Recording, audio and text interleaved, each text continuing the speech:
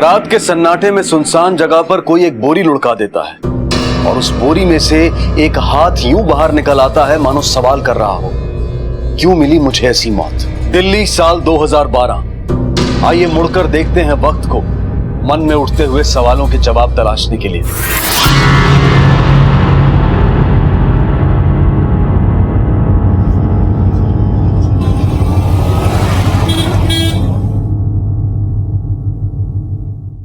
पानी कम पड़ गया क्या जो परफ्यूम से नहा रहे हो?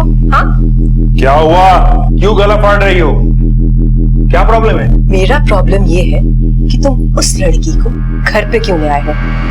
देखो, उसकी मम्मी गांव चली गई है और मैं इस बच्ची को अकेला नहीं छोड़ सकता, इसलिए साथ लेकर आया हूँ। आज से वहीं रहेगी। बेचारी बच्ची। हाँ, बिना किसी मतलब के तो तुम कुत्ते को भी पानी ना दो। इतने सालों से बिना मतलब से तुम्हें भी तो रोटियां खिला रहा हूं ना, कुछ फायदा हुआ? हाँ?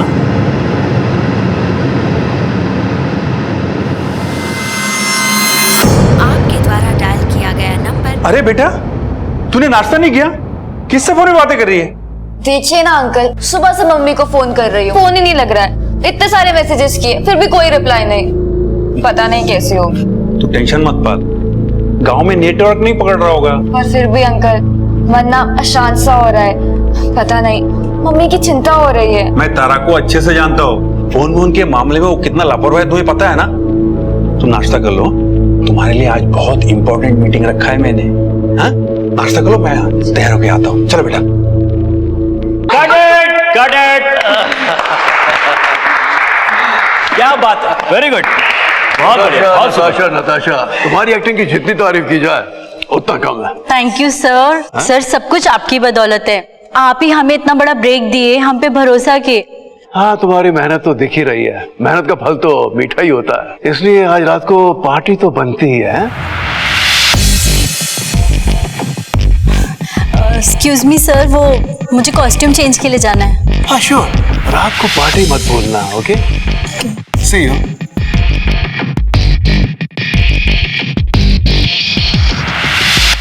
जीतू जी, जी, किसी को बोल के नताशा को जरा जल्दी बाहर भिजवाइएगा, मैं वेट कर रहा हूँ। Okay sir. आजा बेटा, आजा आजा। अरे गुप्ता जी, आप फिक्र मत कीजिएगा, हमारी जो फिल्म है ना एकदम सुपर हिट। अरे हीरोइन ने क्या काम किया, आप देखेंगे तो हिल जाएंगे। अरे सर, पूरा ऑडियंस हिल जाएगा। हाँ हाँ हाँ, पक्का, जल्दी मिलते हैं। ओके जी, बाय। मुकुल जी, मैंने आपसे कहा था ना कि आपको एक लड़की से मिलाने वाला हूँ। ये वही है, मुस्कान। देखिए ना, इनका पोर्टफोलियो देखिए ना सर। क्या नाम बताया तुमने अपना? मुस्कान। मुस्कान, स्वीट नेम है। कैमरे के सामने घबरा तो नहीं जाओगे ना? नहीं नहीं सर, बिल्कुल नहीं। वैसे तुम्हारी उम्र कितनी है? सर, लड़कियों की उम्र की क्या सर, हीरोइन 18 साल में अटक जाती है। हाँ? ये अभी भी 18 की हुई है सर। अच्छा है, तब तो गोल्डन एज में आई है, बहुत तरक्की करेगी। हाँ? अरे भाई, वो जरा गाड़ी वाले निकालो, नताशा मैडम के साथ हमें डिनर के लिए जाना है। सर, एक मिनट आइए ना। हाँ हाँ, एक्सक्यूज मी। जी जी। हाँ जीतू जी, बताइए। सर, वो तो घर चली गई। घर चली गई? जी सर। ऐसे कैसे चली गई? मैं यहाँ का प्रोड्यूसर हूँ, मैं पिछले 3 दिनों से उसे डिनर के लिए बुला रहा हूँ और वो चली गई। अरे बंद करो ये पिक्चर वगैरह, हम क्या बेइज्जती कराने के लिए बैठेंगे यहाँ पे? बैकअप करो। सर, क्या बात कर रहे हो आप, 3 दिन की शूटिंग हो चुकी है। तो क्या हुआ? बैकअप मींस बैकअप, पिक्चर बंद करो। मुकुल जी, क्या है? आपकी इजाजत हो तो मैं कुछ कहूँ? बोलो। सर, हीरोइन के लिए फिल्म क्यों बंद करना है? हीरोइन को ही रिप्लेस कर दीजिए ना।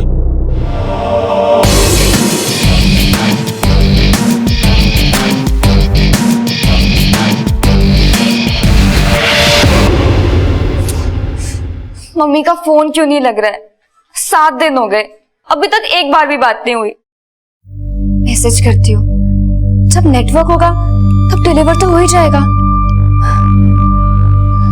मम्मी कहाँ हो? फोन करो, तुम्हारी चिंता हो रही है।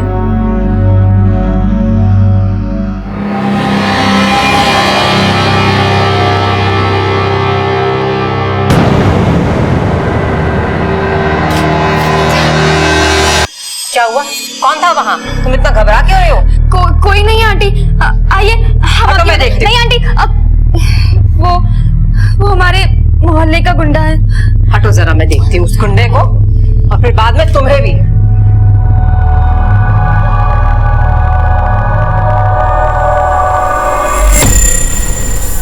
कोई नहीं है वहाँ। दिमाग खराब हो गया है तुम्हारा।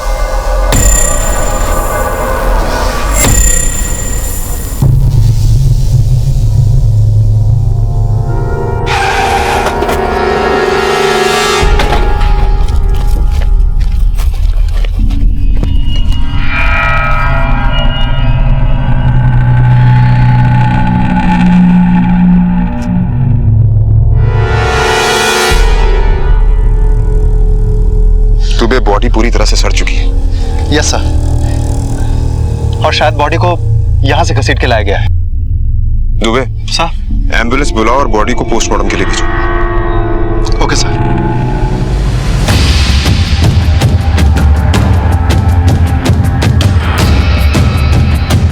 सर यहाँ 2 बैग पड़े हैं।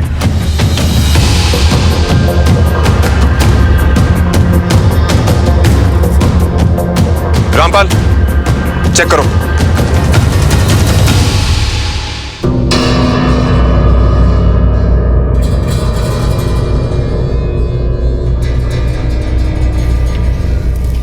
सर, इसमें किसी औरत के कुछ कपड़े हैं, बस। सर, मुझे तो लगता है कि मारने वाले ने इस विक्टिम से जुड़ी किसी भी तरह की पहचान को मिटा दिया है। सर, इसमें भी कुछ कपड़े और ये सीडी मिली।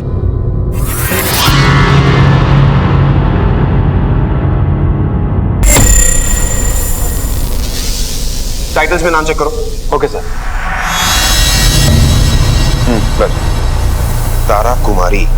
ये भोजपुरी फिल्मों की पुरानी एक्ट्रेस है और इसको मरे हुए 7 दिन हो गए, लेकिन अभी तक किसी ने इसके गुमशुदगी की रिपोर्ट नहीं दर्ज कराई। इस भोजपुरी फिल्म के प्रोड्यूसर को फोन करो और तारा कुमारी के बारे में पता करो।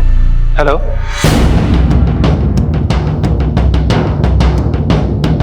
ओके, क्या आप उनका एड्रेस बता सकते हैं?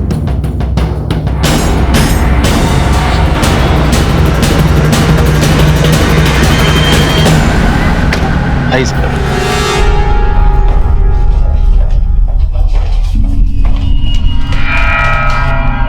ये ताला यहाँ पर कब से लगा हुआ है? जी सर, करीब 3 दिन से।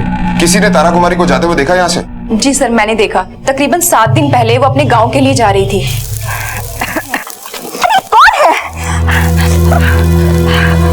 अरे अंधी हो क्या? हाँ, दिखाई नहीं देता है? हमारे पूरे कपड़े खराब कर दिए। सॉरी भाभी जी, वो गलती से पानी गिर गया। सॉरी सॉरी बोलने से हमारा क्या कपड़ा ठीक हो जाएगा? हाँ, अरे देखना चाहिए कि भाई इंसान बाहर जा रहा है, थोड़ा ध्यान से काम करे। मम्मी शांत हो जाइए, सूख जाएगा, पानी है ना।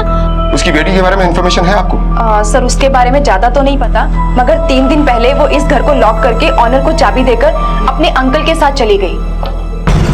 ठाकुर साहब, जैसा आपने मुझे रूम दिया था ठीक वैसा ही छोड़ के जा रहा हूँ, देख लीजिए। चलो बेटा, चलो।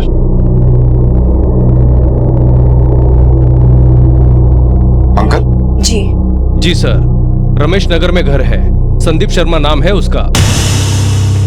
ये अंकल तारा कुमारी का कोई रिश्तेदार है? दिखने में तो वो पति पत्नी दिखते हैं। मुस्कान को भी बेटी बुलाता था। इससे ज्यादा तो हमें भी कुछ क्लियर नहीं है। वैसे शर्मा जी शादीशुदा हैं, उनकी पत्नी है दूसरे घर में। अच्छा, और कुछ खास बात जो आप लोगों ने पिछले कुछ दिनों में देखी हो? संदीप में और तारा कुमारी में अक्सर झगड़ा होता रहता था। खबरदार, जब तुमने उसके दिमाग में हीरोइन बनने के सपने डाले तो ये हमारी बेटी है, समझ गए? चलो निकलो यहाँ से। दोबारा इसकी तरफ आंख उठा के भी देखना, तुम्हारे हम आंख नोच लेंगे। चलो बाहर जाओ और दोबारा अपनी शक्ल भी मत दिखाना। चलो निकलो यहाँ से। जा रहा हूँ मैं, दोबारा नहीं आऊंगा। ये मकान मालिक का क्या नाम बताया था आपने? रजनीश ठाकुर जी, वो नोएडा में ही रहते हैं। उनका अक्सर यहाँ आना जाना होता है। दुबे सर। मिस्टर ठाकुर को पुलिस स्टेशन बुला। Okay sir. Got it, good, very good.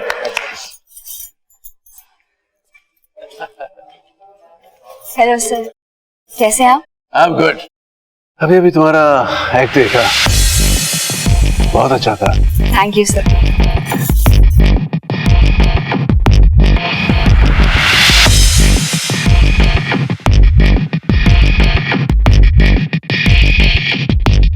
मेरे ख्याल से आज के लिए तुम्हारा पैकअप। ओके तुम जाओ, ड्रेस वगैरह चेंज करो। Okay sir.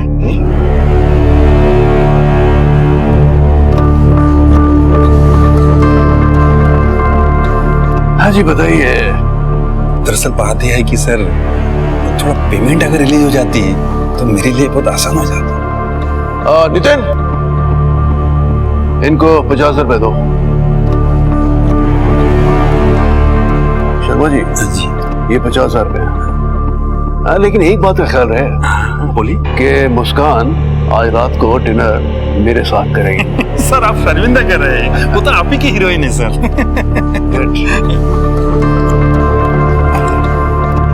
मुस्कान बेटा, मुकुल जी अपने घर पर एक पार्टी रखे है, तुम उनके साथ चली जाओ। हाँ, मेरा एक छोटा सा काम है, वो निपटा के फिर मैं आता हूँ। पर उनके साथ एक बात याद रखना, कामयाबी की सीढ़ी चढ़ने के लिए सबको खुश रखना पड़ता है। हाँ? तुम उनके साथ जाओगी तो खुश हो जाएंगे। हाँ? एक मिनट। हेलो शर्मा यार। हाँ? हाँ?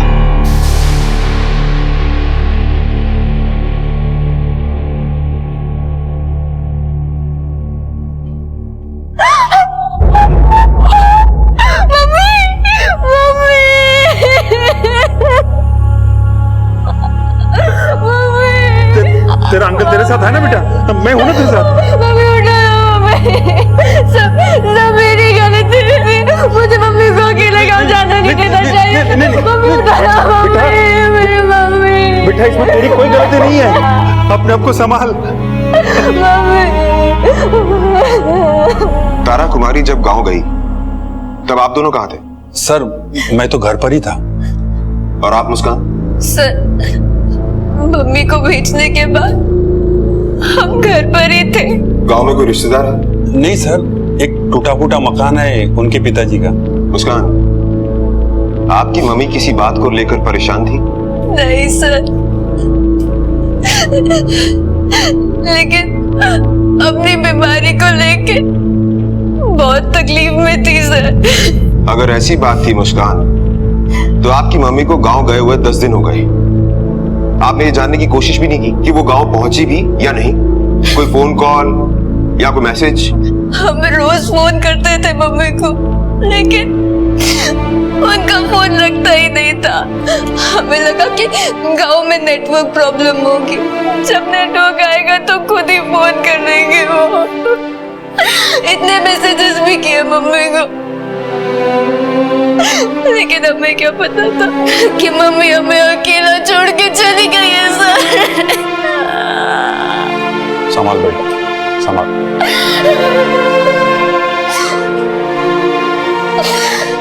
चलो मिस्टर शर्मा। जी सर। आपसे भी बहुत कुछ जानना है, बैठिए। पूछिए सर। आपका और तारा कुमारी का झगड़ा होता था, क्यों? नहीं सर, कोई झगड़ा नहीं होता था। झूठ मत बोलिए, हमें सब पता है। तारा कुमारी ने आपको कई बार घर से बाहर निकाला है, यहाँ तक कि लास्ट टाइम जब आपकी और तारा कुमारी की लड़ाई हुई तो उन्होंने ये कहा कि वो आपका चेहरा दोबारा कभी नहीं देखेंगे। क्यों? दरअसल बात यह है कि तारा बीमारी की वजह से चिड़चिड़ी हो गई थी और इलाज के पैसों के लिए हमारा झगड़ा हुआ करता था। इसलिए आपने तारा कुमारी को अपने रास्ते से हटा दिया? नहीं सर, बिल्कुल झूठ है सर। मैं तो उसे बहुत मानता था, पिछले 20 साल से मैं ही तो उसे संभाल रहा हूँ सर। आप चाहे तो मुस्कान से पूछ लीजिए, मैंने हमेशा तारा का ख्याल रखा है सर, हमेशा।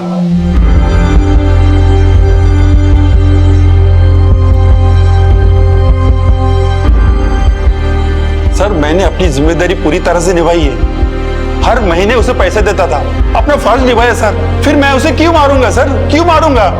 अब चाहे तो इंक्वायरी करा लीजिए सर। वो तो हम कर ही लेंगे, लेकिन एक बात आप अच्छी तरह से समझ आइए, जब तक तारा कुमारी का कातिल मिल नहीं जाता आप इस शहर से बाहर नहीं जाएंगे, समझ गए? ठीक है सर।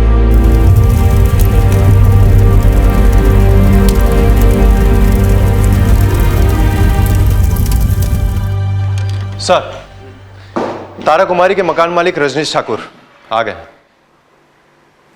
बुलाओ उन्हें। मुझे एक बात याद आ रही है, वो अपनी बेटी मुस्कान को लेकर बहुत पॉजिटिव थी। मतलब? ये कोई 20-25 दिन पहले की बात है। रमन तुम हमसे दूर रहो, हमें तुमसे कोई बात नहीं करनी है। अरे क्यों ना बात करनी? तुम्हें समझ नहीं आता? हमने कितनी बार कहा दूर रहो हमसे, हमारा पीछे मत किया करो। अरे देख तो जिंदगी में रानी बना के रखा, बात सुन ले। छोड़ो हमें तुम्हारी रानी बनने का कोई शौक नहीं है।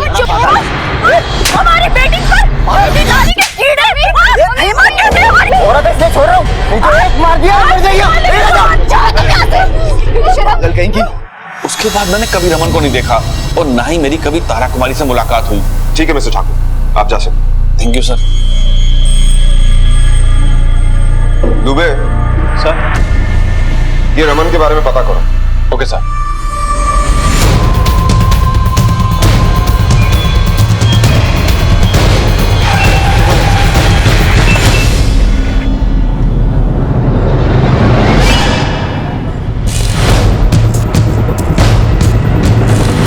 थाने से तेरा बुलावा आया है। सब कौन सा थाना?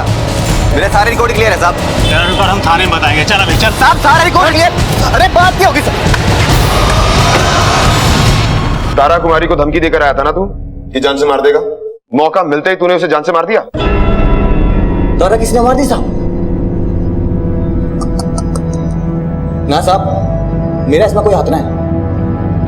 मैं तो बस मुस्कान में बात कर रहा था, उसने देख लिया बस सर। इतनी बात पर थोड़ी बहुत कहासुनी होगी थी। और उस कहासुनी की वजह से तूने तारा कुमारी को जान से मार दिया। नहीं साहब, मैं क्यों मारूंगा उसे जानते? पर साहब एक नंबर की बावली औरत थी, एक नंबर की। रोज ना रोज किसी ना किसी तक भिड़े रहती। किसी ने काम कर दिया बस। साहब देख, तेरी पूरी हिस्ट्री मालूम है हमें। तू पहले भी 2 बार जेल जा चुका है ना, चेन स्नैचिंग और लड़ाई झगड़े के मामले में। बोल साहब, वो मजबूरी में गलती हो गई थी, उसे सजा भी काट चुका हूं साहब। पर एक मैं कुछ नहीं करता, एकदम रिकॉर्ड क्लियर था मेरा। 18 फरवरी को तू कहां था? साहब मैं तो घर आया था, मैं कहीं ना गया साहब। मेरी बात तो पूछ। वो तो हम पूछ ही लेंगे, लेकिन एक बात अच्छी तरह से समझ ले, जब तक ये केस सॉल्व नहीं हो जाता तो इस शहर से बाहर नहीं जाएगा। कहीं नहीं जाऊंगा साहब, ये रहूंगा।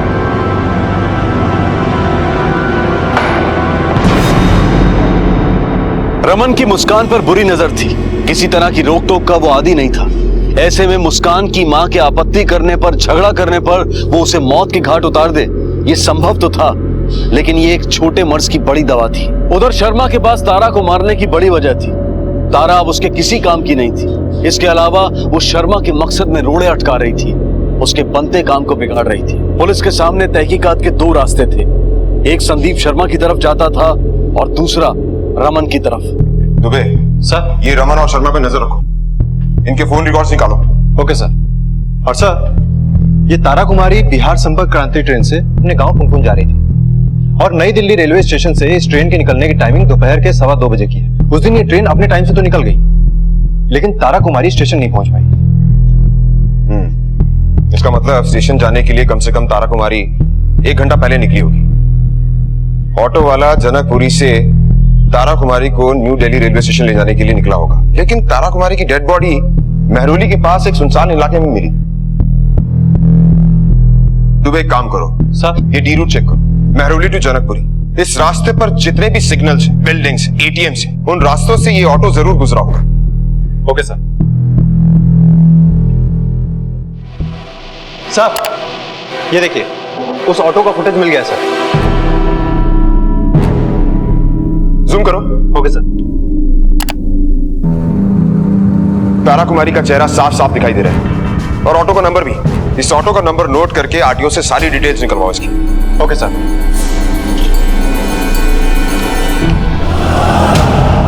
सर, आरटीओ से इंफॉर्मेशन आ गई है, वो ऑटो किसी नवल किशोर के नाम पर रजिस्टर्ड है। 18 फरवरी को तुम अपनी ऑटो में एक औरत को जनकपुरी से रेलवे स्टेशन लेकर गए। क्या किया तुमने उस औरत के साथ में? साहब मैंने कुछ नहीं किया है, मैं किसी औरत को लेकर के नहीं गया था। तो 18 फरवरी को वो औरत तुम्हारी ऑटो में आई कहां से? मेरे पास 2 ऑटो है, एक ऑटो मैं चलाता हूँ और दूसरा रेंट पे देता हूँ। 18 फरवरी को तुमने अपनी ऑटो किसे रेंट पर दी थी? एक ही आदमी है जो 1 महीने से मेरा ऑटो चला रहा है। कौन? मुन्ना। कहां रहता है ये मुन्ना?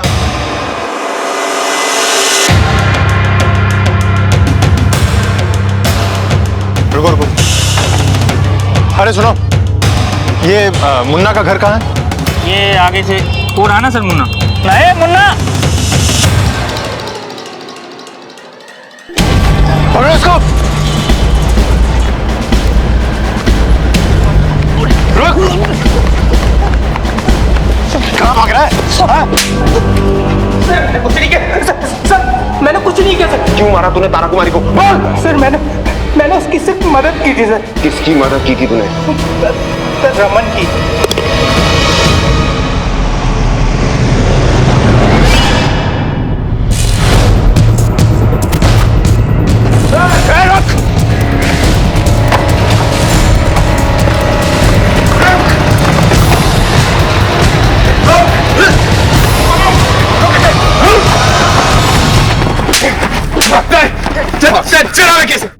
साहब मुन्ना 1.5 नंबर का धोखेबाज है साहब, उसकी बात विश्वास ना करें साहब। मुन्ना का नाम हमने लिया कब?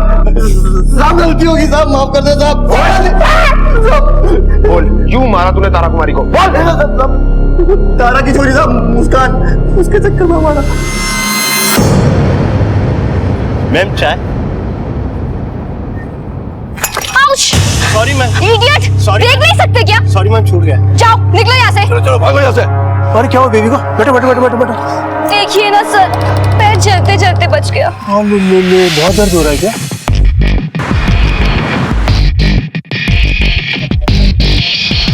मुस्कान, क्या हुआ सर? हमारे साथ पुलिस स्टेशन चलो, बताते हैं क्या हुआ। पुलिस स्टेशन क्यों? ले चलो। पर सर हुआ क्या है? तुम्हारी माँ अकेले ही गाँव जाने वाली थी? हाँ सर, उन्हें बस कुछ ही दिनों के लिए गाँव जाना था। अगर ऐसी बात है दुबे, तुम्हारे नाम की टिकट क्यों करवाई गई? मुस्कान कुमारी, और लास्ट मिनट तक तुम्हारी टिकट कैंसिल नहीं हुई। सर वो हमारी तबीयत खराब हो गई थी, इसलिए मम्मी ने कहा वो अकेले चले जाएंगी। अगर ऐसी बात है तो फिर हमसे क्यों छुपाया? हमने कुछ नहीं छुपाया। छुपाया है। सच तो ये है कि तुमने अपनी माँ तारा कुमारी का खून रमन से करवाया। क्या? रमन ने हमारी मम्मी का खून किया है? रमन तो एक मोहरा था, खिलाड़ी तो तुम हो, चाल तो तुमने चली। ये मोबाइल नंबर 9892391891, ये नंबर तुम्हारा ही है ना?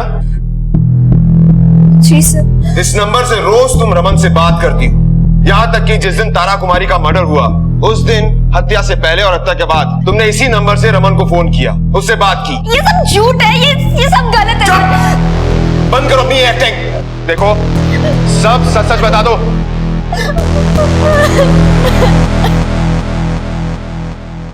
मम्मी समझती नहीं थी, उसकी बीमारी उसके दिमाग में चढ़ गई थी। इनकम कुछ थी नहीं और जितने भी पैसे बचे थे सब उनकी बीमारी में खर्च हो गए थे। भिखारी हो गए थे हमको हीरोइन बनना था, फिल्म लाइन में जाना था, लेकिन वो कभी हमारी बात सुनती नहीं थी, कभी नहीं सुनी हमारी बात। प्लीज मम्मी, हमारी बात तो सुनो एक बार। हमको तुम्हारी कोई बात नहीं सुनी। हम हीरोइन बनना चाहते हैं, नाम कमाना चाहते हैं। Mummy please.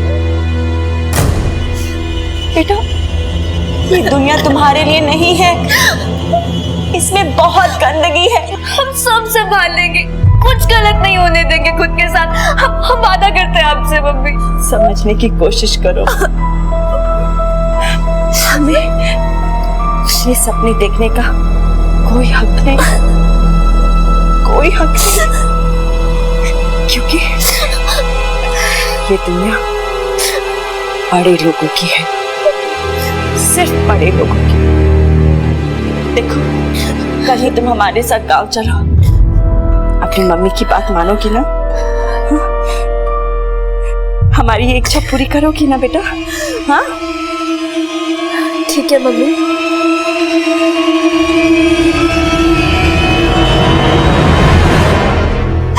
और इसलिए हमने रमन का इस्तेमाल करने का सोचा।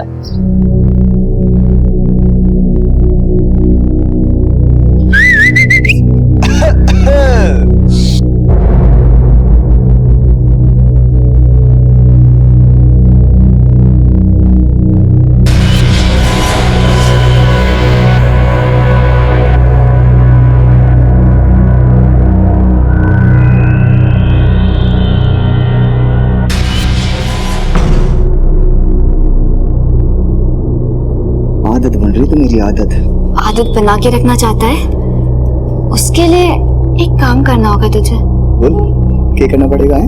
हमारी मम्मी ना गाँव जाने के लिए टिकट बनवा रही है। तेरी माँ 1 नंबर की बावड़ी है, 3-4 दिन में फिर वापस आ जाएगी। अगर तो उसको गांव जाने ही ना दे तो? जिस दिन मम्मी गांव जाने वाली थी उस दिन हमने पेट दर्द का बहाना बनाया और मम्मी को अकेले जाने के लिए मना लिया।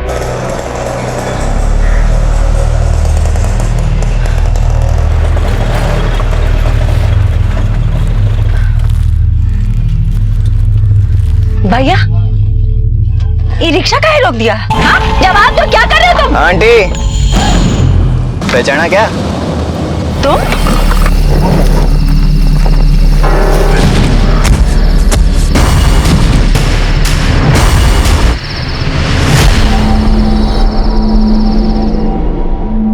अपनी शोहरत की भूख में तुमने जन्म देने वाली उस मां को मरवा दिया जिसने तुम्हारी परवरिश के लिए अपनी पूरी जिंदगी लगा दी।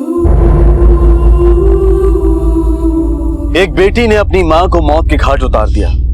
यहां दोष सोच और परवरिश का नहीं था, यहां दोष था उस संतान का जिसने अपनी मां के मन को समझा ही नहीं। तारा की हत्या के जुर्म में मुन्ना, रमन और मुस्कान को आईपीसी की धारा 302 और 120 बी के तहत आजीवन कारावास की सजा सुनाई गई है। हमारे युवा दोस्तों से यह खास गुजारिश है कि इस इंफॉर्मेशन एज में ज्ञान और विवेक का दामन जरूर थामें, लेकिन अपने बड़ों के तजुर्बों की अनदेखी भी ना करें।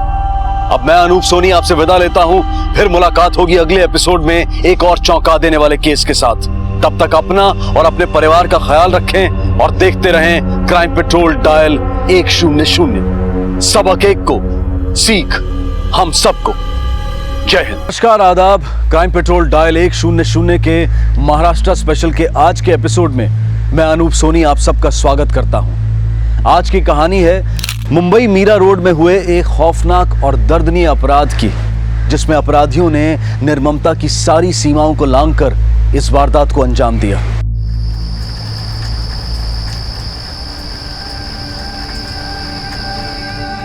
शमा, अरमान, चलो फटाफट दूध पी लो, सुबह फिर स्कूल जाना है, सो जाना है। हम घर बनाते हैं ताकि हम अपने परिवार के साथ एक छत के नीचे खुश रह सकें, महफूज रह सकें। लेकिन क्या हम वाकई अपने घरों में महफूज हैं? कहते हैं कि अतिथि देव के समान होता है, लेकिन अगर देव ही दानव बन जाए तो?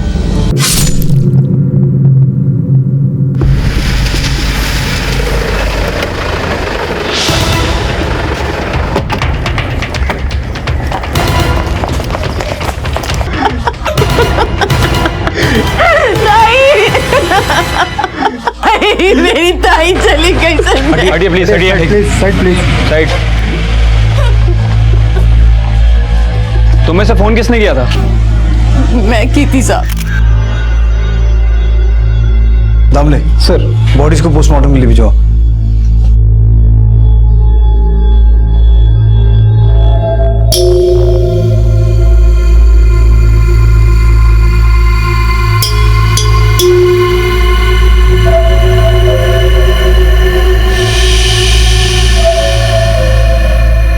पत्थर से इसे खोलने की कोशिश की गई है। सर, रॉबरी का केस हो सकता है। सर, विक्टिम्स का नाम अरमान, शमा और बबीता है। ये दोनों ही बच्चे अपनी नानी के साथ यहाँ रहते थे।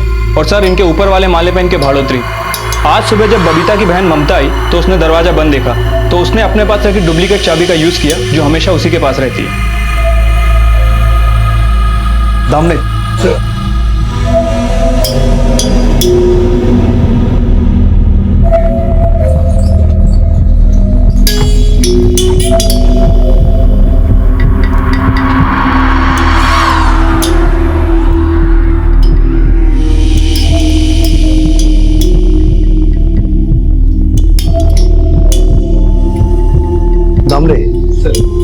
ये सिर्फ मर्डर और रॉबरी का केस नहीं लगता, कहानी कुछ और भी है। मुझे लगता है कल बबीता और बच्चों के अलावा कोई और भी था यहाँ, जिसे बबीता जानती थी और उसने खुद उन्हें यहाँ आने दिया, क्योंकि फोर्स एंट्री का कोई साइन नहीं है। दामले, पूरे घर को अच्छे से चेक करो।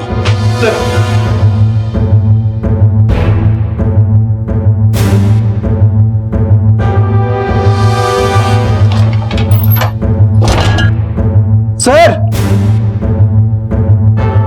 ये देखिए सर, या तो बार खोल के रखा है। सर, 45 साल की एक औरत जो 2 बच्चे के साथ अकेले यहाँ पे रहती है, इसके घर पे इतनी सारी बोतलें। चार दीवारी के बीच सिर्फ परिवार नहीं, उस परिवार के राज भी बसते हैं। फोरेंसिक टीम से कहो ब्लड सैंपल्स ले और ये तिजोरी खुलवाओ। सर।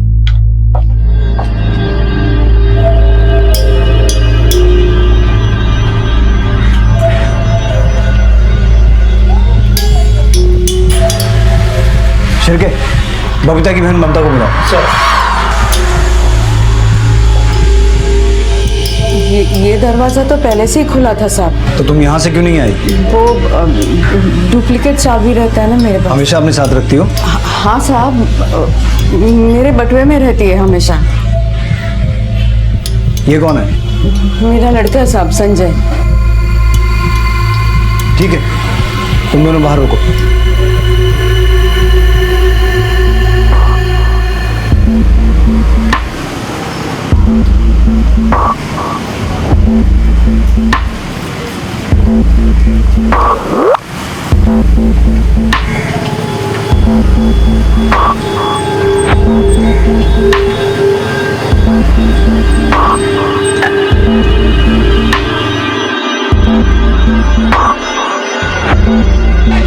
सर सर सर, कल रात भाड़ोती ने ना ही किसी को अंदर जाते हुए देखा, ना ही किसी को बाहर निकलते हुए। विधवा औरत है, एक छोटी सी बच्ची रहती है साथ में।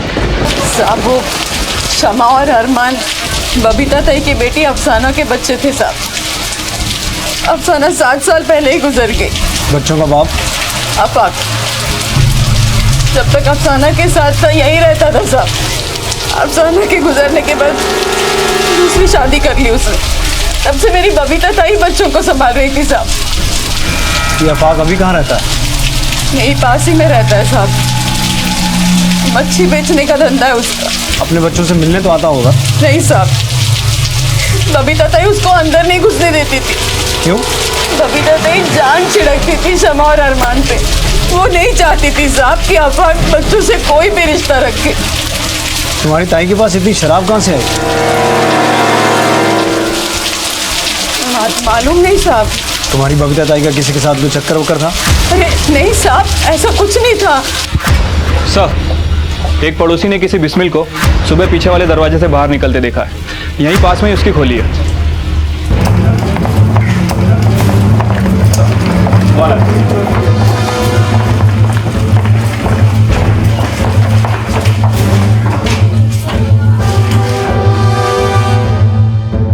सब बिस्मिल सुबह सुबह बैग वैग लेके निकल गया था, जैसे कहीं बाहर गांव जा रहा हो।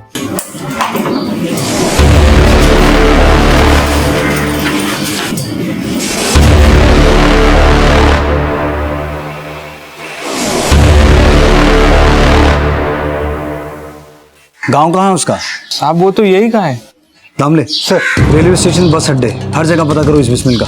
मुझे हर हालत में बिस्मिल चाहिए, फास्ट। सर, ये बिस्मिल और बबीता में क्या कनेक्शन था? साहब बिस्मिल बबीता ताई के लिए वसूली करता था। वसूली? हाँ। कैसी वसूली? बबीता ताई सूद पे पैसे देती थी और बिस्मिल ताई का फंटर है।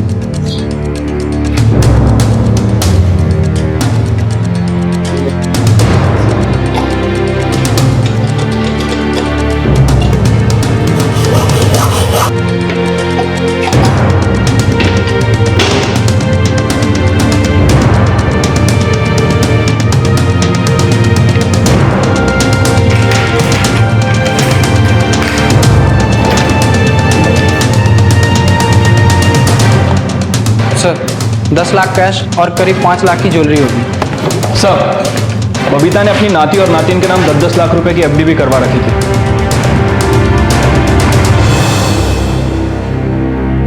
एक मामूली सी चौल में रहने वाली औरत के पास इतना सारा पैसा कहां से आया होगा? सर, हो सकता है कि बबीता कोई 2 नंबर का धंधा करती थी। ये जो भी करती थी वो तो पता चली जाएगा, लेकिन एक बात साफ है शिरके, कि बच्चों और औरत की हत्या उसे लूटने आए लोगों ने की, और ये लुटेरे इस औरत के कोई अपने ही थे, जो ये अच्छी तरह से जानते थे कि बबीता अपने घर में इतना सारा कैश रखती है। ममता, संजय, आफाक और बिस्मिल, सबके कॉल रिकॉर्ड चेक करो। सर, 100 मुंह 100 बातें, सिक्के के 2 पहलू। इन कहावतों का सहारा लेकर अक्सर इंसान की शख्सियत को तौला जाता है, लेकिन पुलिस इन्वेस्टिगेशन में उन्हीं पहलुओं और बातों को आधार बनाया जाता है जो अपराध की वजह और अपराधी की तलाश में सहायक बन सके। और जिन बातों का खुलासा आगे होने वाला था, वो एक अधेड़ उम्र की बबीता की जिंदगी के वो पहलू थे जो किसी को भी चौंका दे। मेरे को लगा ही था कि आप मुझ पे शक करोगे साहब। माना कि मेरे पास ताई जितना पैसा नहीं है, लेकिन मैं इतनी लालची भी नहीं हूँ साहब कि पैसे के लिए अपने ताई को मार डालूं। तो फिर कौन हो सकता है जिसने ताई की तिजोरी पे हाथ साफ करने की कोशिश की? ये जरूर वही होगा साहब जो जानता था कि मेरी ताई के पास 1.5 करोड़ रुपए है। 1.5 करोड़? हाँ साहब, वो ताई ने नई तिजोरी भी खरीदी थी 1.5 करोड़ रखने के लिए। तुम्हें कैसे पता? सुना था साहब। किससे? आस पड़ोस से। ये सुन के मैं ताई को मिलने भी गई थी साहब। मैं तेरे को 5 लाख दे सकती है बस। बिस्मिल से तो 10 का बात हुआ था। 5 लाख मांगता है तो बोल। चलेगा ताई। और हाँ, सूद 10 रुपए सैकड़ा। याद रखना, बबीता 2 चीज कभी नहीं भूलती, गुजरा हुआ कल और आने वाला सूद। मेरे से कोई लफड़ा नहीं होगा। लफड़ा किसी को करने ही नहीं देती मैं। चल ले। अच्छा बैठ।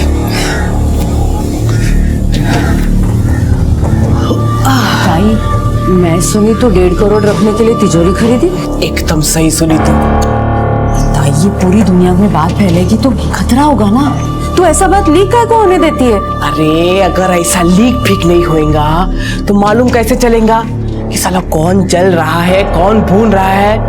पर ताई, कोई तेरा पैसा लेके भाग गया तो?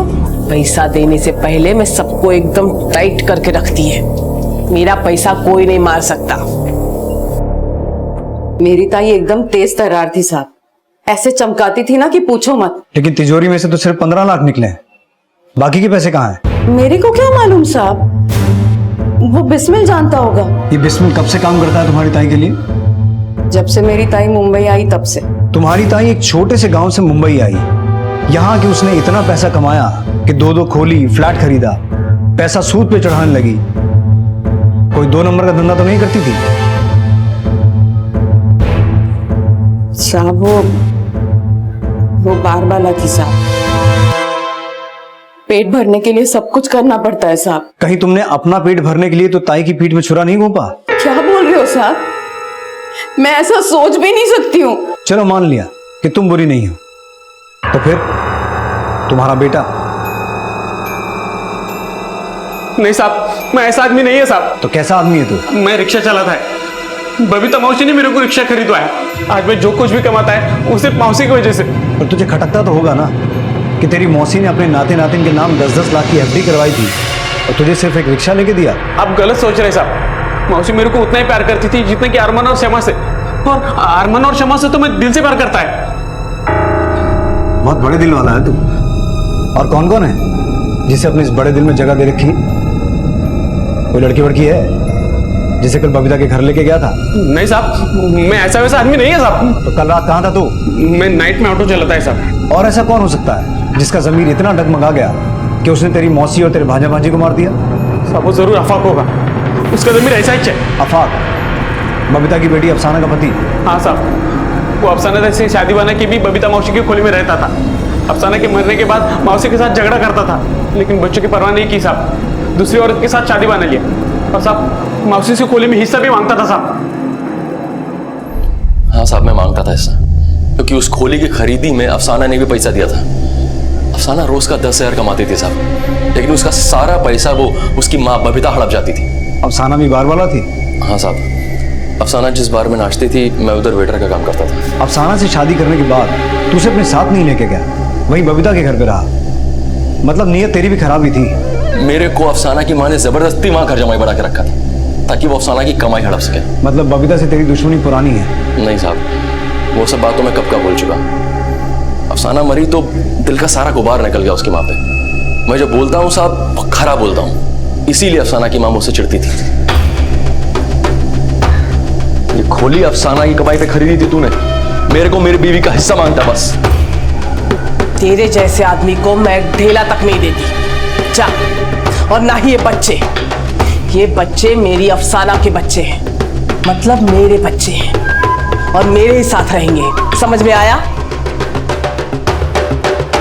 उसने मुझसे मेरे बच्चे भी छीन लिए। उसके बाद मैंने नफीसा से शादी कर ली, लेकिन खुदा कसम साहब मैं अपने बच्चों से बहुत प्यार करता था। यही तो तुझे भारी पड़ रहा था आफाक। ना खोली में हिस्सा मिला, ऊपर से बच्चों की स्कूल की फीस भी तू ही भर रहा था, इसलिए एक ही बार में सारा टंटा ही खत्म कर दिया ताकि जो खोया उसे सूद समेत वसूल सके। खुदा कसम मैंने ऐसा कुछ नहीं किया। खुदा की कसम खा के सच बोल दे। साहब ये नीच काम करके मुझे दोजक में नहीं जाना है, वो भी रमजान जैसे पाक महीने में। साहब रोजा खोलने से पहले खुदा के साथ में अपने बच्चों को याद करता था, उनसे बात करने के बाद ही रोजा खोलता था। उनके मुंह से अब्बू अब्बू सुनने के लिए तरसता था साहब मैं। अल्लाहु अकबर, अल्लाहु अकबर। और वो भी मेरे को बहुत प्यार करते थे साहब। मैं उनको घर लाता था तो वो मेरे और नफीसा के बेटे को भी अपने भाई जैसा समझते थे। साहब मैंने ख्वाब में भी नहीं सोचा था कि जिन्हें आंखों के सामने बढ़ता वो देखा, उन्हें मरा वो देखना पड़ेगा। ममता, संजय और आफाक, इन तीनों की शराफत को खंगालो, सबकी एलिबाई चेक करो। और वो बबीता की भाड़ोत्री औरत को क्रॉस वेरीफाई किया? हाँ सर, लेकिन ना तो उसका कोई संजय से कनेक्शन है, ना बिस्मिल से और ना ही आफाक से। सर, बिस्मिल के रिश्तेदार का फोन सर्वेलेंस पर डाला था।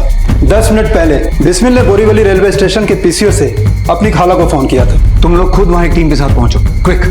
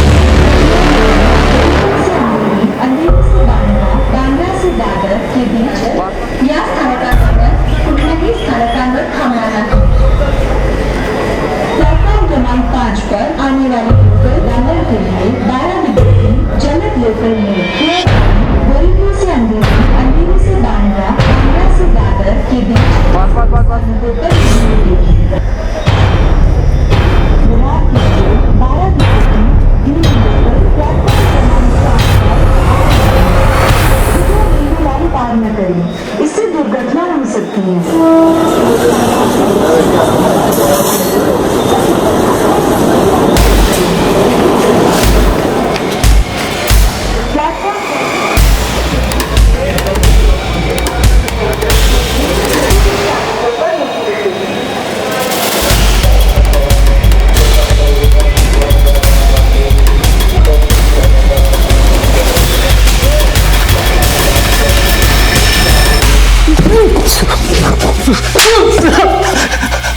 मैं किसी को नहीं मारा साहब। नहीं मारा तो भाग क्यों रहा था? जिसने बबीता ताई को मारा वो मेरे को भी मार देगा साहब। किसने मारा बबीता को?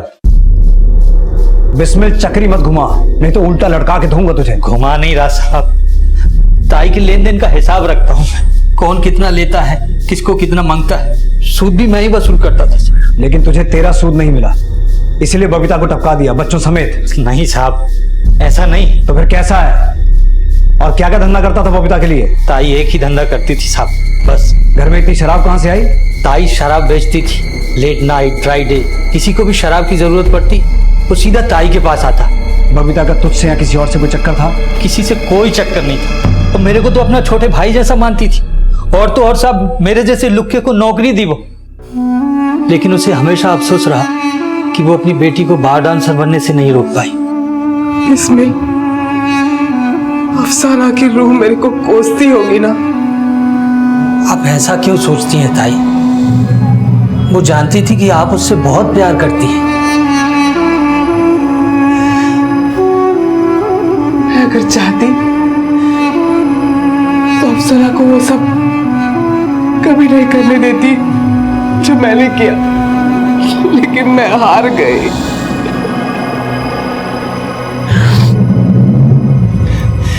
लेकिन अफसाना के बच्चों को मैं वो जिंदगी देगी जिसके सपने मैंने अफसाना के लिए देखे थे। मेरे को बहुत कमाना है बिस्मिल, इतना कि मेरे बच्चे कभी वो हालात न देखे जिसमें मैं और अफसाना हलाल हुए। ताई अपनी सारी जिंदगी समा और अरवान पे कुर्बान कर देना चाहती थी। वो उनके साथ अपना वो बचपन जी रही थी जिसे वो कभी जी ही नहीं पाई। और जब मैंने उन्हें उस बुरे हाल में देखा तो मेरी रूह कांप गई। बबीता के पास 1.5 करोड़ रुपया था, लेकिन तिजोरी में से निकला सिर्फ 15 लाख। बाकी कहाँ है? ताई के पास इतना पैसा नहीं था, वो बस हवा फैला के रखती थी कि उसके पास बहुत पैसा है। सर, बबीता, अरमान और शमा की पोस्टमार्टम रिपोर्ट आ गई है। मर्डर्स 2:30 बजे से 3 बजे के बीच में हुए हैं। तीनों ही बॉडी पे 36 घाव हैं और सर इन्हें बड़ी बेरहमी से चाकू घोप घोप के मारा गया है। और सर मर्डर स्पॉट पे हमें इन तीनों के अलावा एक चौथा ब्लड सैंपल भी मिला है। पता करवाओ, ये चौथा ब्लड सैंपल ममता, संजय, आफाक या बिस्मिल का तो नहीं? सर, एक के बाद एक बबीता के अतीत के पन्ने खुल रहे थे और सामने आ रहे थे कुछ ऐसे राज जिन्हें सुनकर कोई भी हैरान हो सकता है। बबीता एक बार डांसर थी और ब्याज पर पैसा उधार देने वाली साहूकार भी, किराया वसूल करने वाली लैंडलॉर्ड भी थी और बिना लाइसेंस के शराब बेचने वाली एक औरत भी। लेकिन इन गलतियों का पूरा सच और भी ज्यादा हैरान कर देने वाला था।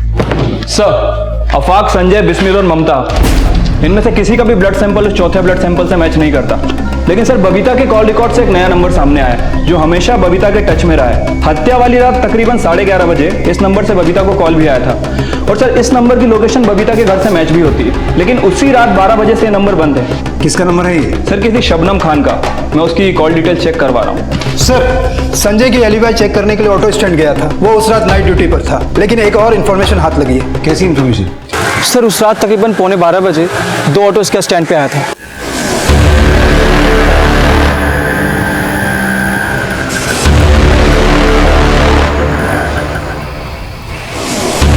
सर औरत बुरखे में थी और दोनों ऑटो वाले उसके साथ थे और दोनों ऑटो वाले उसके साथ फिर रात में आए करीब 3 बजे।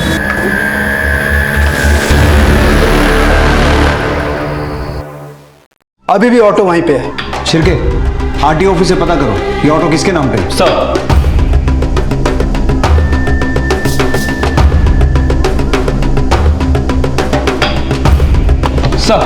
वो ऑटो किसी भास्कर कदम के नाम से रजिस्टर्ड है। किसी फिरोज शेख नाम के आदमी को वो ये ऑटो किराए पे चलाने के लिए देता था और उसी रात से फिरोज का फोन भी बंद आ रहा है और उसी रात से वो अपनी दहीसर वाली खोली में भी नहीं पहुंचा। सहारनपुर का रहने वाला है और 1 साल पहले मुंबई आया। ये उसका फोटो।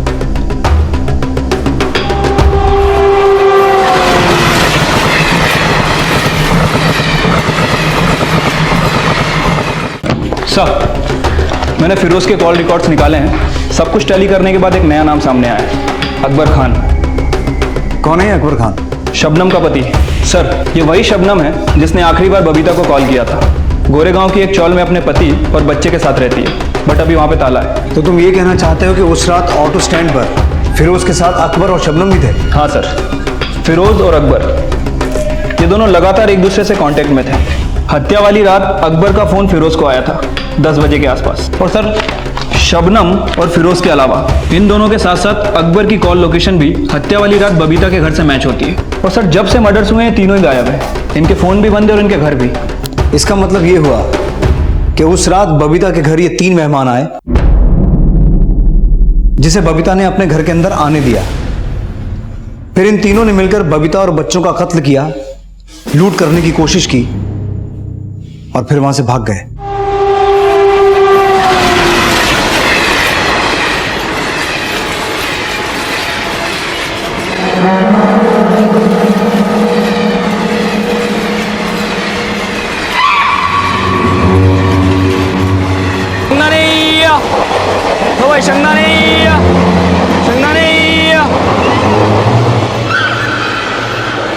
अरे भाई इनका बहुत खून बह रहा है। अगला स्टेशन वलसाड है, वहां उतर के इनका इलाज करा लो।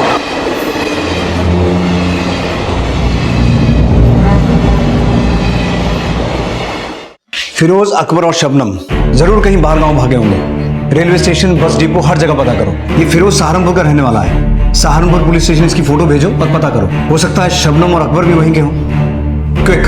Sir sir.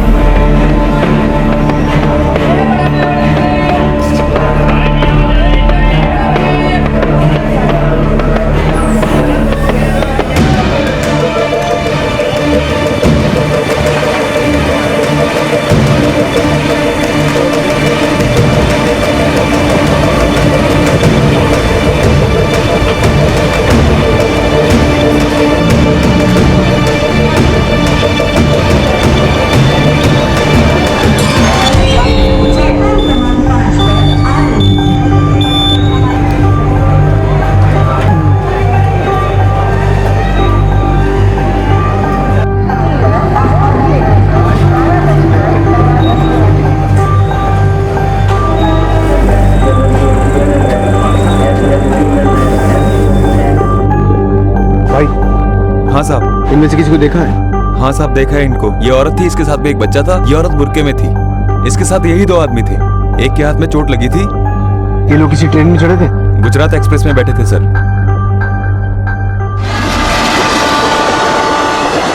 इसको यही छोड़ देते वरना ये हम लोग को भी फंसा देगा। अरे लेकिन ऐसी कमीना, मुझे पता था तुम लोग जरूर मुझे धोखा।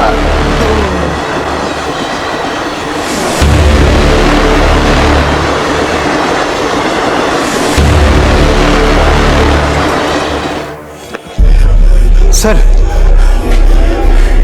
बोरीवली के टीटी ने उन्हें देखा नहीं है। गुजरात एक्सप्रेस के टीटी को कांटेक्ट किया, कुछ हासिल नहीं हुआ और गाड़ी के फेरे वाले सवेरे से पहले मिलने से रहे।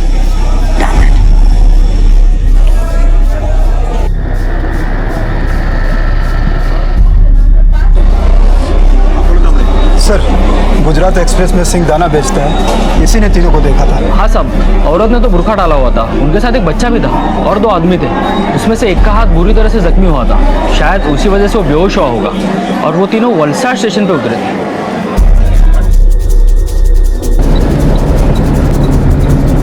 जैसा कि उस सिंह दाने वाले ने बताया था, एक आदमी के हाथ में चोट लगी थी और वो बेहोश हो गया था और उसे लेकर वो दोनों वलसाड स्टेशन उतर गए।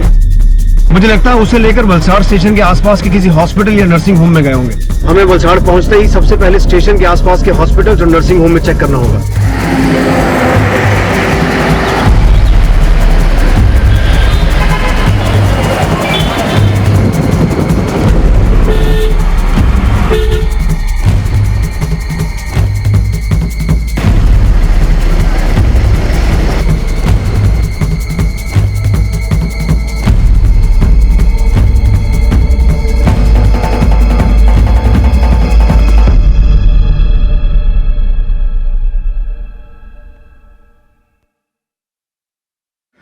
डॉक्टर, मुझे यहाँ कौन लेकर आया? तुम्हारे भाई और तुम्हारी भाभी। कहाँ है वो? बाहर ही होंगे। अरे कहाँ जा रहे हो? अरे अरे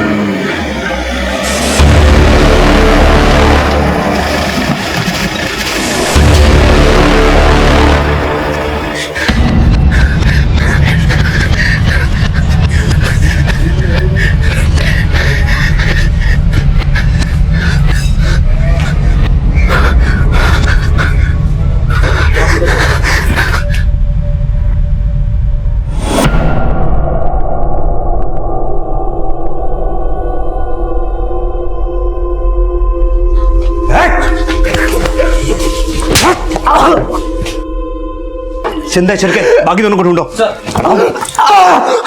बोल, कहाँ हैं दोनों? कौन दोनों साहब? शाना मत बन। अकबर और शबनम, जिनके साथ मिलकर तूने मर्डर किया।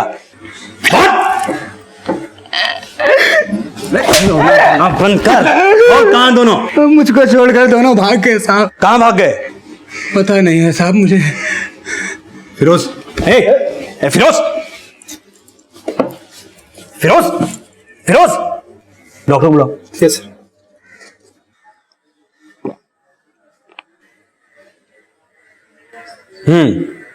अब हिम्मत है बोलने की? मैं बहुत बड़े सपने लेकर आया था बंबई। बड़ा तो कुछ हुआ नहीं, बस एक मामूली सा रिक्शा वाला बनकर रह गया। कुछ दिन पहले मुझे अखबार मिला। अबे ये मुंबई है मुंबई, यहाँ गुजारा करने के लिए बड़ा हाथ पैर मारना पड़ता है। अरे यार, मैं हाथ पैर सब कुछ मारने को तैयार हूँ, लेकिन कम से कम कोई मौका तो दे। मौका ही तो देने आया हूँ। अकबर ने मुझे बबीता करके औरत के बारे में बताया।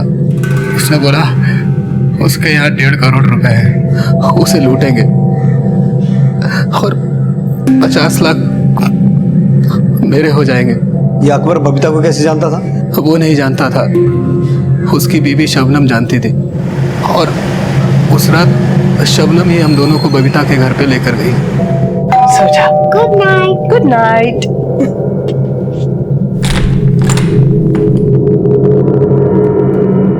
शबनम ने बबीता को पहले से ही कुछ बोल के रखा था, इसलिए बबीता ने बिना कुछ पूछे हम लोगों को अंदर आने दिया और हम लोग ऊपर जाकर देर रात का इंतजार करने लगे।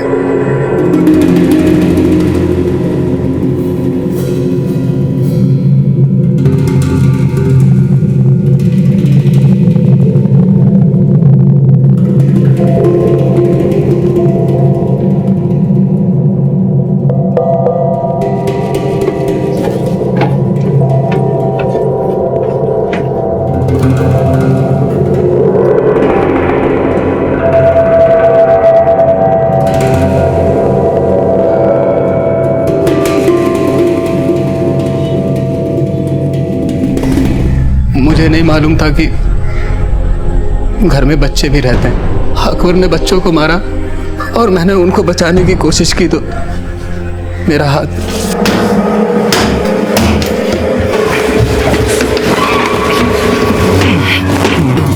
अकबर क्या कर रहा है? धीरे मार, ऊपर कोई सुन लेगा। अरे आराम से नहीं खुलने वाला ये। अगर किसी ने सुन लिया ना तो बहुत बड़ा राड़ा हो जाएगा। अकबर चल यहाँ से। तो इतना सब करने के बाद खाली हाथ जाए पागल। अकबर, अकबर छोड़, मैं साले तेरे को तो मार दूंगा यहीं पे, साला कुत्ता हरामी। अकबर ने बहुत कोशिश की लेकिन तिजोरी नहीं टूटा और हम लोगों को हार मानकर वापस लौटना पड़ा। वहां से लौटकर हम रिक्शा स्टैंड पहुंचे। हाथ में ज्यादा चोट लगने की वजह से मुझे अपना रिक्शा वहीं छोड़ना पड़ा।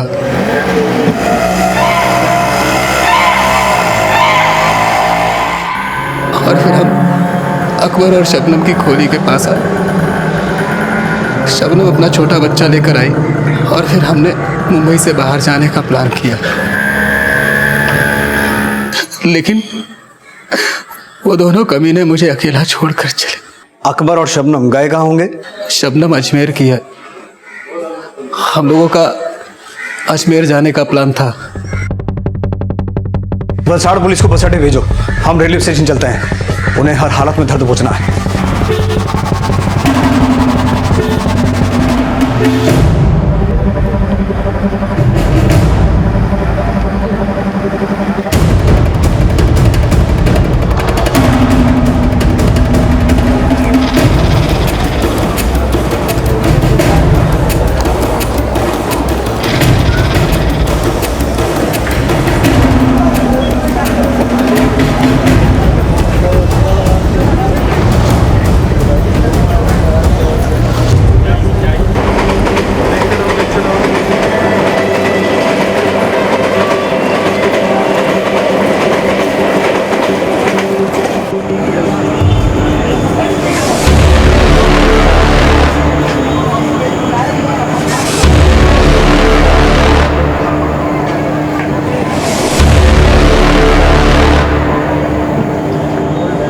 अकबर, शबनम,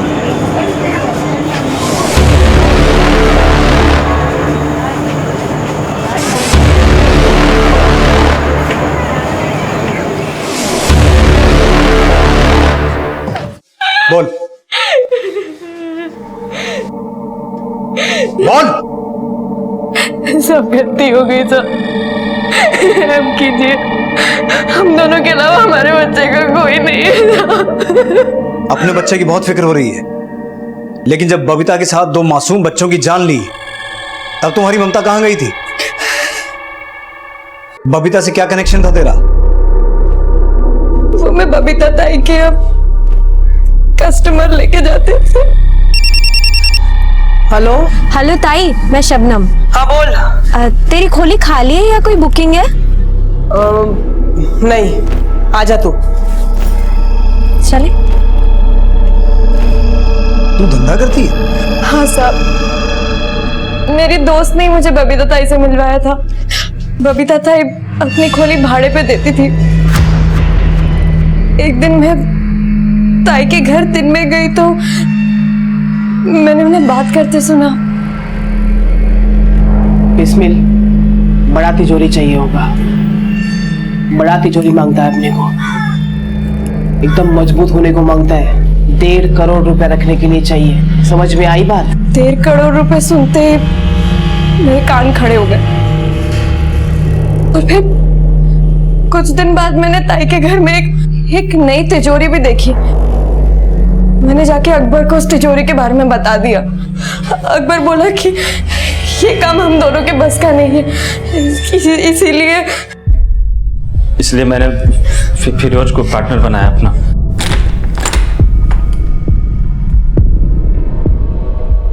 और शबनम हम दोनों को वहां कस्टमर बना के ले गई।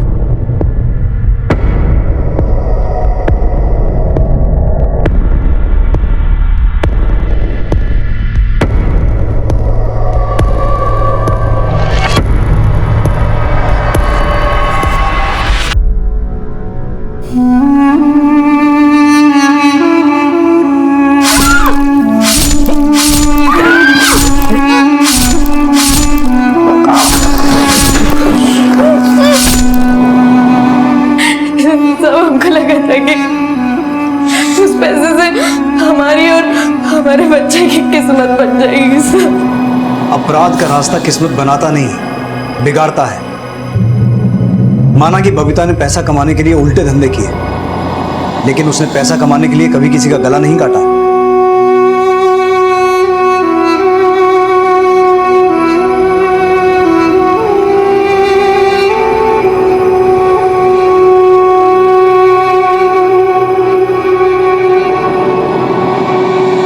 बबीता की ख्वाहिशें जरूरत से ज्यादा थी और इन्हीं चाहतों ने उससे गैर कानूनी काम भी करवाए और उसकी यही ख्वाहिशें उसकी और उसके परिवार की मौत का कारण भी बनी। फिरोज, अकबर और शबनम भी इन्हीं ख्वाहिशों का शिकार बन गए और एक आम इंसान से अपराधियों में तब्दील हो गए। पैसा हम सब की जरूरत है, लेकिन जरूरत से ज्यादा पैसे की चाहत इंसान से अपराध करवा सकती है। इन तीनों को जो सबक मिला उससे हमें ये सीख लेनी चाहिए कि इससे पहले कि हमारी ख्वाहिशें हम पर हावी हो जाएं, हमें खुद उन पर काबू पा लेना चाहिए। अब मैं अनूप सोनी आपसे विदा लेता हूं, फिर मुलाकात होगी अगले एपिसोड में और खुलासा करेंगे एक और जुर्म का। तब तक अपना और अपने परिवार का ख्याल रखें और देखते रहें क्राइम पेट्रोल डायल 100। सबक एक को सीख हम सबको। जय हिंद। इस तरह के और भी एपिसोड देखने के लिए हमारे चैनल को सब्सक्राइब करें और बेल आइकन दबाना ना भूलें।